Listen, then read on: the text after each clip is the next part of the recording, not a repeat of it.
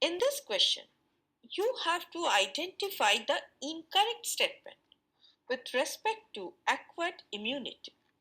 Option A, anamnestic response is elicited on subsequent encounters with the same pathogen. Now, it is true. The anamnestic response, also known as the secondary immune response, is a rapid and strong immune reaction upon subsequent encounters with a previously encountered pathogen. Hence, it is incorrect option. Option B, anamnestic response is due to memory of the first encounter.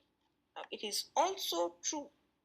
This response is possible because of the memory cells formed during the first encounter with the same pathogen. Option C, acquired immunity is non-specific type of defense present at the time of birth. Now, it is not true. Acquired immunity is specific and develops after birth upon exposure to pathogens. Thus, it is the correct option. Option D, primary response is produced when our body encounters a pathogen for the first time.